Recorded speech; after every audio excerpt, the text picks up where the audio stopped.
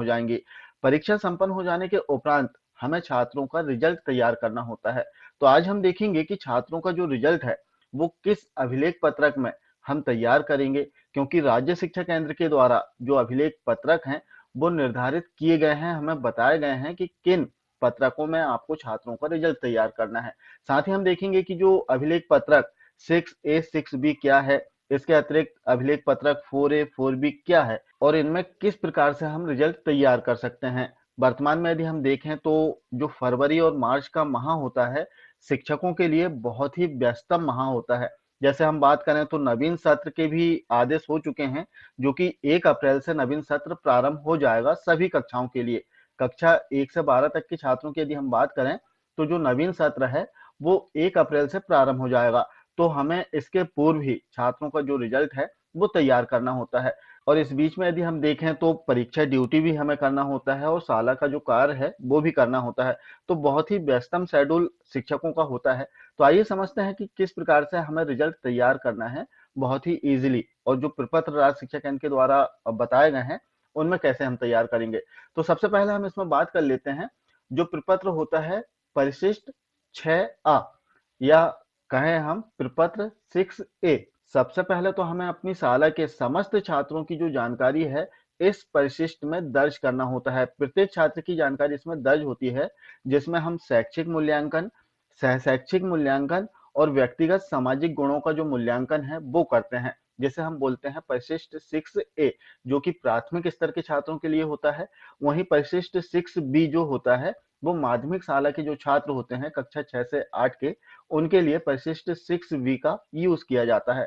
तो इसमें सबसे पहले आपको जानकारी दर्ज करना है प्रत्येक छात्र की। अब जानकारी कैसे दर्ज करें तो बहुत ही सामान्य सी बात है, क्योंकि आपने पूर्व में भी इसमें जानकारी दर्ज किया है, जिसमें सबसे पहले तो आप स्कॉलर नंबर इसमें दर्ज करते हैं, छात्र का जो नाम है वो लिखते हैं, कक्षा लिखते हैं। इसके अतिरिक्त छात्र का आधार नंबर, अपार आईडी और SSSM आईडी जो है वो आप इसमें दर्ज कर देंगे। अब इसमें हम देखेंगे इसका जो पहला पार्ट होता है वो होता है शैक्षिक मूल्यांकन का। अब यहाँ समझने वाली बात है, क्योंकि जो स्थानीय कक्षाएं हैं, स्थानीय कक्षाओं के लिए जो शैक्षिक मूल्यांकन है इसके निर्देश थोड़े से अलग थे। वहीं जो बोर्ड कक्षाएं थी कक्षा 5 और 8 इसके लिए थोड़े से अलग थे। किस प्रकार से निर्देश दिए गए थे लास्ट की वीडियो में हमने बताया था, आप चाहें तो उसे देख सकते हैं। हम बात करें जैसे स्थानीय कक्षाओं की, तो स्थानीय कक्षाओं में मासिक मूल्यांकन की बात कही गई थी, जो कि 4 माह मासिक मूल्यांकन होना था, अगस्त, सितंबर, दिसंबर और जनवरी में। वहीं इसके अतिरिक्त इसमें जो परिवर्तन किया गया था वो था प्रोजेक्ट का। प्रोजेक्ट जो है वो 40 अंक का रहेगा, लेकिन अधिभार में इन्हें डिवाइड किया गया था। जैसे हम बात करें मासिक मूल्यांकन, तो मासिक मूल्यांकन के लिए अधिभार 10 अंक था। वहीं जो प्रोजेक्ट है, प्रोजेक्ट के लिए भी अधिभार 10 अंक था। अब अर्धवार्षिक मूल्यांकन जो कि 60 अंक का था, इसके लिए अधिभार अंक 20 निर्धारित किए गए थे, और जो वार्षिक मूल्यांकन है वो 60 अंक का होगा। तो इस प्रकार से प्रत्येक विषय 100 अंक पूर्णांक रहेंगे। अब इसमें कैसे एंट्री करना है, जैसे हम बात करते हैं छात्र की, हमने डिटेल इसमें फिल किया है केवल एग्जाम्पल के लिए। तो यहाँ पर छात्र की जैसे प्रथम भाषा हिंदी है, हिंदी में हमने सबसे पहले टेस्ट लिया। टेस्ट जो मासिक मूल्यांकन है वो लिया 4 माह। अब अगस्त माह में जो मासिक मूल्यांकन हमने लिया, 10 अंक का मासिक मूल्यांकन लिया था, तो 10 अंक में से छात्र ने जितने अंक प्राप्त किया है वो हमने यहाँ पर लिख दिया। इसके बाद में आप चाहें तो सेकंड पार्ट में यहाँ पर ग्रेड भी लिख सकते हैं, हमने ग्रेड नहीं लिखा है, आप चाहें तो ग्रेड लिख सकते हैं। इसके बाद में सितंबर माह में जो टेस्ट हमने लिया हिंदी विषय का, उसमें छात्र ने जो अंक प्राप्त किया वो यहाँ पर दर्ज कर दें। इसी प्रकार दिसंबर और जनवरी माह में। अब यहाँ पर चूंकि अधिभार हमें देना है और इसके जो अधिभार अंक है मासिक मूल्यांकन के वो 10 है, तो 10 अंक कैसे लिखेंगे, चारों को आप टोटल कर देना और इसमें 4 का आपको भाग दे देना है। जो भी अंक आएंगे वो यहाँ पूर्णांक में आप लिख दें। इसी प्रकार जो अन्य विषय के हमने टेस्ट लिए हैं, मासिक मूल्यांकन लिए हैं, उनके प्राप्तांकों की जानकारी आपको यहाँ पर दर्ज कर देना है। अब इसके बाद यदि हम बात करें, यहाँ पर प्राप्तांक आपने दर्ज कर दिया, इसका ग्रेड आप यहाँ पर अनिवार्य रूप से दर्ज करें। अब ग्रेडिंग की यदि बात करें तो ग्रेडिंग के लिए निर्देश दिए गए हैं राज्य शिक्षा केंद्र से कि कितने प्रतिशत में कौन सा ग्रेड आपको दर्ज करना है। जैसे हम देखें तो सत्र के प्रारंभ में ही इस संबंध में निर्देश दिए गए थे, जो कि 14 जून 2024 को निर्देश जारी किए गए थे, जिसमें ग्रेडिंग बताई गई थी और अन्य और भी निर्देश दिए गए थे। जैसे हम ग्रेडिंग की बात करें तो इसमें ग्रेडिंग बताई गई है स्थानीय कक्षाओं के लिए और बोर्ड कक्षाओं के लिए भी, कि A+ ग्रेड कितने प्राप्तांकों में रहेगा, ए ग्रेड कितने प्राप्तांकों में रहेगा। तो इन प्राप्तांकों के आधार पर आपको अपनी जो ग्रेडिंग है वो निर्धारित कर लेना है, और वही आपको परिशिष्ट जो 6A है इसमें दर्ज करना है। और यदि इसमें समस्या हो तो जो ग्रेडिंग चार्ट है इसे हम डिस्क्रिप्शन बॉक्स में अपलोड कर देंगे। आप इसे डाउनलोड कर सकते हैं और इसे देखते हुए भी अपने शाला के जो छात्र हैं उनकी ग्रेडिंग इसमें लिख सकते हैं। तो जो ग्रेडिंग चार्ट है इसके डाउनलोड की लिंक आपको डिस्क्रिप्शन बॉक्स में मिल जाएगी। तो आपको जो ग्रेडिंग है वो यहाँ पर दर्ज कर देना है। अब इसके बाद यदि हम बात करें अर्धवार्षिक मूल्यांकन की, तो जैसे कि आपको पता है कि छात्रों का जो अर्धवार्षिक मूल्यांकन है स्थानीय कक्षाओं में 60 अंक का हुआ था। वहीं बोर्ड कक्षाओं में भी 60 अंक का जो अर्धवार्षिक मूल्यांकन है वो लिया गया था।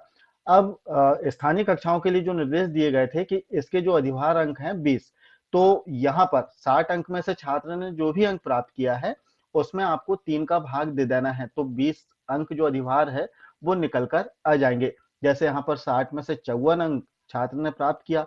अब 54 में हम यदि 3 का भाग देते हैं तो 18 आ जाएगा। तो इस प्रकार से 20 अंक में छात्र कितने अंक प्राप्त करेगा वो अधिभार आप यहाँ पर दर्ज कर दें और इसकी जो ग्रेडिंग है वो आपको आगे वाले कॉलम में लिख देना है। इस प्रकार से सभी विषयों की जो ग्रेडिंग है और जो प्राप्तांक है, अधिभार और प्राप्तांक दोनों आप यहाँ पर दर्ज कर दें। अब इसके बाद में यदि हम बात करें वार्षिक मूल्यांकन की, तो वार्षिक मूल्यांकन 60 अंक का होगा स्थानीय कक्षाओं में। 60 अंक में से छात्र जो भी अंक प्राप्त करता है वो सीधे सीधे आपको यहाँ पर लिख देना है। इसमें अधिभार में आपको कन्वर्ट नहीं करना है और इन प्राप्तांकों के आधार पर जो भी ग्रेडिंग आ रही है वो ग्रेडिंग आपको अगले कॉलम में लिख देना है। अब इसके बाद में प्रोजेक्ट की यदि हम बात करें तो प्रोजेक्ट स्थानीय कक्षाओं की यदि बात करें तो स्थानीय कक्षाओं में 40 अंक का प्रोजेक्ट लेना है छात्रों से और इसके जो अधिभार अंक हैं वो 10 अंक हैं। साथ ही प्रोजेक्ट में 2 प्रश्न छात्रों को देना होगा। 20 अंक का एक प्रश्न रहेगा, 2 प्रश्न 40 अंक के। अब 40 अंक में से छात्र जो भी अंक प्राप्त करता है वो लिख देना है और इसके बाद में उसका जो अधिभार अंक है वो नीचे आपको दर्ज कर देना है। अधिभार अंक दर्ज करने के बाद में इसकी जो भी ग्रेडिंग हो वो अगले कॉलम में आपको लिख देना है। और इसके बाद अंतिम जो बॉक्स इसका रहता है वार्षिक परिणाम का, जिसमें हम टोटल करते हैं।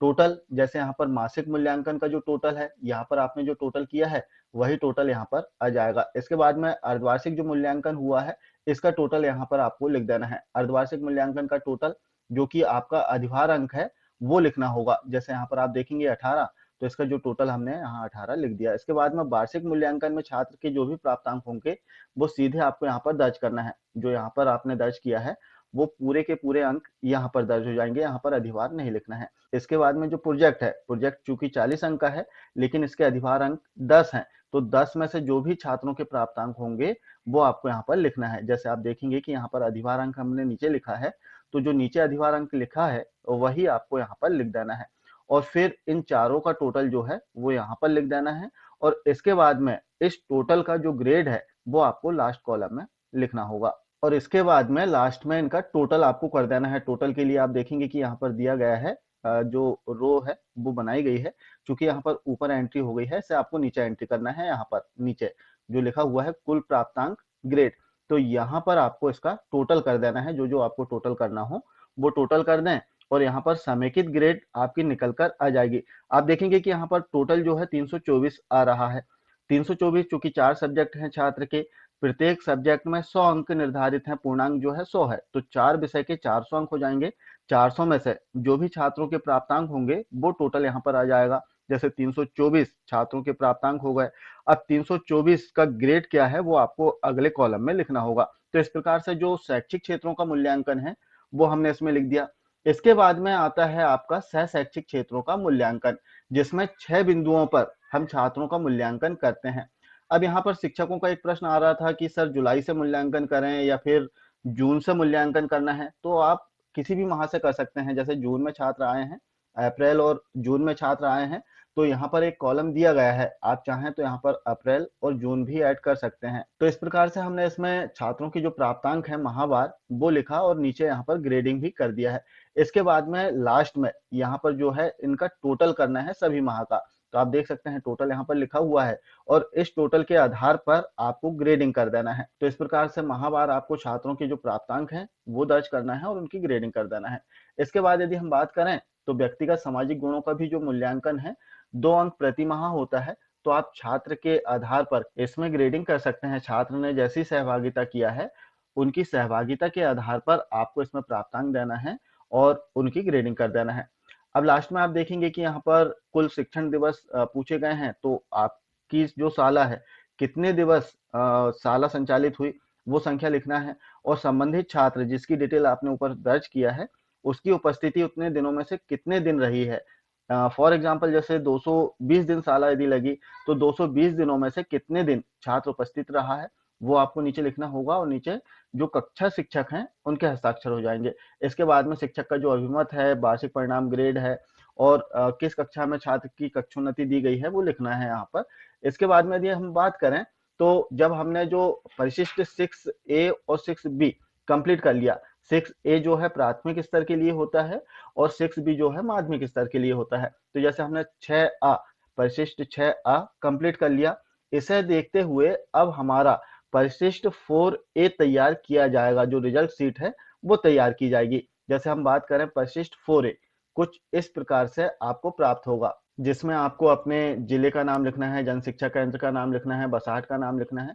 और चूंकि आपने पूर्व में इस प्रपत्र में अपनी जानकारी दर्ज किया है, अपनी शाला के छात्रों की जानकारी इसमें तैयार की है, तो आपको पहले से पता है कि इसमें कैसे जानकारी दर्ज करना है। एक बार फिर भी सरसरी तौर पर हम देख लेते हैं कि कैसे जानकारी दर्ज होगी। जब हमने परिशिष्ट 6A कंप्लीट कर दिया, इसके बाद में हमें परिशिष्ट 4A तैयार करना है। तो जैसे आप एग्जाम्पल के लिए यहाँ पर देखेंगे, हमने एक स्कूल की जो डिटेल है एक एग्जाम्पल के लिए इसमें दर्ज किया है, जहां पर हमने छात्र का सरल क्रमांक लिख दिया। इसके बाद में छात्र का अनुक्रमांक, थोड़ा सा हम जूम कर लेते हैं। इसके बाद में आप देखेंगे कि विद्यार्थी का नाम दिया गया है, माता का नाम, पिता का नाम, उसकी डेट ऑफ बर्थ जो है, कैटेगरी है, वो आपको यहाँ पर दर्ज कर देना है। अब यहाँ से प्राप्तांकों की प्रविष्टि आपकी प्रारंभ हो जाएगी। जैसे से हम थोड़ा सा साइड में स्क्रॉल करते हैं, यहाँ से आपके छात्रों की जो प्राप्तांक हैं उनकी प्रविष्टि प्रारंभ हो जाएगी, जिसमें प्रथम भाषा हिंदी। हिंदी में मासिक मूल्यांकन में, जैसे आप देखेंगे ऊपर मासिक टेस्ट लिखा हुआ है, मासिक मूल्यांकन में हिंदी में छात्र ने कुल कितने अंक प्राप्त किया, यहाँ पर हम जो लिखेंगे, 4 माह चूंकि मासिक मूल्यांकन हुआ है, तो चारों माह में टोटल कितने अंक प्राप्त किया है छात्र ने, वो यहाँ पर लिखना है। और उसका जो अधिभार है, 10 अंक अधिभार इसमें निर्धारित किया गया है, तो वो अधिभार आपको अगले कॉलम में लिख देना है। जैसे छात्र ने 32 अंक, चारों माह का टोटल यदि हम देखें तो 32 अंक प्राप्त किया है। जैसे इसे हम देख लेते हैं परिशिष्ट 6A जो है, इस आधार पर। जैसे यहाँ पर मासिक मूल्यांकन आप देखेंगे, तो हमने प्रथम भाषा हिंदी में 8, 7, 8, 9, यदि इनका टोटल हम करेंगे तो 8 और 7 15, और 8 23 और 9 32। तो इस प्रकार से छात्र ने 32 अंक प्राप्त किया है। तो हमने यहाँ पर जो 32 अंक है छात्र के, वो दर्ज कर दिया है। जैसे आप देखेंगे 32 अंक हमने यहाँ पर दर्ज किया, और अब इसका अधिभार हमें दर्ज करना है। चूंकि 10 अंक अधिभार है, तो इसे अधिभार में परिवर्तित करने के लिए, चूंकि इस सीट में आप नीचे देखेंगे तो जो फॉर्मूला है वो भी दिया गया है, या फिर आप चाहें तो मासिक मूल्यांकन के लिए जो भी छात्रों के प्राप्तांक हैं, इसमें आपको 4 का भाग दे देना है, तो जो 10 अंक अधिभार है वो निकल कर आ जाएगा। इसी प्रकार द्वितीय भाषा अंग्रेजी में छात्रों के 4 माह में जो प्राप्तांक थे वो हमने लिखा, और इसमें 4 का भाग देकर जो अधिभार अंक है वो लिख दिया। इस प्रकार से सभी विषयों को हमने लिख दिया। अब यहाँ पर 19 नंबर का जो कॉलम है, यहाँ पर आपको टोटल करना है, और टोटल जो होगा अधिभार अंक का होगा। अधिभार अंक जैसे यहाँ पर 8, 7, 7 और 8, यदि इनका हम टोटल करें तो 30 होगा। तो इस प्रकार से जो अधिभार अंक है उसका टोटल आपको यहाँ पर कर देना है। तो इस प्रकार से जो मासिक मूल्यांकन है इसकी प्रविष्टि इसमें कंप्लीट हो गई। अब इसके बाद में आपको अर्धवार्षिक मूल्यांकन की प्रविष्टि करना है। अर्धवार्षिक मूल्यांकन, यहाँ पर ध्यान देने वाली बात है कि अर्धवार्षिक जो मूल्यांकन है वो 60 अंक प्रति विषय के आधार पर हुआ था। अब 60 अंक में से छात्र ने जो भी प्राप्तांक लिया है वो आपको यहाँ पर दर्ज करना है, और इन प्राप्तांकों के आधार पर, चूंकि अर्धवार्षिक मूल्यांकन का अधिभार अंक है 20, इस प्राप्तांक के आधार पर इसे अधिभार अंक में परिवर्तित कर देना है। कैसे करें? तो इसके लिए बहुत आसान है। छात्र की जो भी प्राप्तांक होंगे उसमें आपको 3 का भाग दे देना है, तो 20 अंक जो अधिभार अंक है उसमें छात्रों के प्राप्तांक परिवर्तित हो जाएंगे। तो इस प्रकार से अर्धवार्षिक मूल्यांकन के छात्रों की जो प्राप्तांक है वो भी हमने लिखा, और जो अधिभार अंक है वो भी हमने इसमें दर्ज कर दिया। अब अधिभार अंक का आपको टोटल करना है यहाँ 29 नंबर के कॉलम में। यहाँ पर ध्यान देने वाली बात है कि जो अधिभार अंक है केवल उनका टोटल यहाँ पर किया जाएगा। जैसे यहाँ पर अधिभार अंक है 18, 14, 14 और 18, तो इनका केवल टोटल आपको यहाँ 29 नंबर के कॉलम में लिख देना है। इस प्रकार से जो आपका अर्धवार्षिक मूल्यांकन है इसकी प्रविष्टि कंप्लीट हो जाएगी। इसके बाद में हमें प्रविष्टि करना होगा वार्षिक मूल्यांकन की।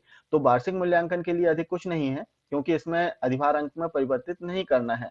वार्षिक मूल्यांकन 60 अंक का होगा और 60 अंक में से छात्र के जो भी प्राप्तांक होंगे वो सीधे आपको विषयवार इसमें दर्ज कर देना है और इसका जो टोटल है 35 नंबर के कॉलम में लिख देना है। अब इसके बाद में अंत में केवल आपको प्रोजेक्ट की प्रविष्टि करना है। प्रोजेक्ट की प्रविष्टि करने के लिए जैसे कि हमें पता है कि 40 अंक का जो प्रोजेक्ट है छात्रों से लिया जाएगा। स्थानीय कक्षाओं की बात कर रहे हैं हम। कक्षा 5 और 8 को छोड़कर स्थानीय कक्षाओं में 40 अंक का प्रोजेक्ट होगा, तो 40 अंक में से छात्र ने जो भी प्राप्तांक लिया है वो सीधे यहाँ पर लिखना है और इसके बाद में जो अधिभार अंक है 10, क्योंकि इसके लिए अधिभार अंक 10 निर्धारित किए गए हैं, तो अधिभार अंक 10 में इसे परिवर्तित कर देना है। अधिभार अंक 10 में परिवर्तित करने के लिए आपको जो प्राप्तांक है छात्र के, इसमें 4 का भाग दे देना है। तो इस प्रकार से छात्र के जो अधिभार अंक हैं वो निकल कर आ जाएंगे। तो यहाँ पर छात्र के जो प्राप्तांक हैं वो दर्ज करें और उसके जो अधिभार अंक हैं वो लिख दें और 45 नंबर के कॉलम में छात्र के अधिभार अंकों का टोटल लिख देना है। तो जैसे आप देखेंगे कि यहाँ पर अधिभार अंक 9, 8, 8 और 9, इनका जो टोटल है हमने 45 नंबर के कॉलम में लिख दिया है। और लास्ट में जो 47 नंबर का कॉलम है इसमें आपको टोटल करना होगा। टोटल किसका होगा? मासिक मूल्यांकन के अधिभार अंकों का, इसके बाद में अर्धवार्षिक मूल्यांकन के अधिभार अंकों का, इसके बाद में वार्षिक मूल्यांकन का और लास्ट में जो प्रोजेक्ट है इसके अधिभार अंकों का। यहाँ पर लिखा भी हुआ है कि कौन कौन से कॉलम का टोटल आपको यहाँ पर लिखना होगा और टोटल जो भी आए इस टोटल के आधार पर छात्र की जो ग्रेडिंग है वो आपको 48 नंबर के कॉलम में लिख देना है। तो इस प्रकार से आपकी शाला के सभी छात्रों का जो रिजल्ट है इस शीट में आप तैयार कर सकते हैं। अब वीडियो में जो परिशिष्ट बताए गए हैं 4A, 4B या फिर 6A, 6B, जो कि हमें स्वरूप प्रकाशन के द्वारा उपलब्ध कराए गए हैं, जो आप वीडियो के डिस्क्रिप्शन बॉक्स में जो लिंक दी गई है इससे डाउनलोड कर सकते हैं। साथ ही जो प्रपत्र हैं आपको मार्केट में भी उपलब्ध हो जाएंगे। तो आशा है आप समझ पाए होंगे कि रिजल्ट किस प्रकार से किन प्रपत्रों में हमें तैयार करना है, क्योंकि शिक्षकों का यदि हम देखें तो वर्तमान में बहुत ही व्यस्तम शेड्यूल है और 1 अप्रैल से हमारा नवीन सत्र भी प्रारंभ हो जाएगा। तो आगामी सत्र के लिए आपको बहुत बहुत शुभकामनाएं। एक निवेदन है, यदि वीडियो से आपको सहयोग मिलता है या मिल रहा है तो कृपया कर वीडियोस को लाइक जरूर कर दें। मिलते हैं कुछ इसी प्रकार की जानकारियों के साथ में नेक्स्ट वीडियो में।